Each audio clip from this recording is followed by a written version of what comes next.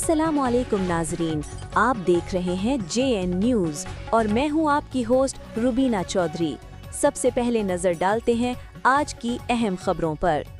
इस्लामाबाद खबर शामिल करते हैं Mohammad Ali Satti, crime reporter JN news.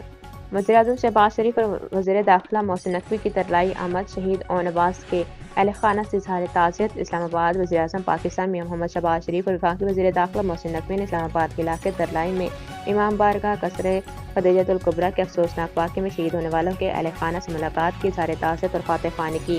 वज़ीर-ए-आज़म और वज़ीर दाखिला ख़ुसूसी तौर पर बम धमाके में शहीद होने वाले कमसिन ओन अब्बास के घर पहुंचे, जहां उन्होंने अहल खाना से दिली हमदर्दी और अफसोस का इजहार किया।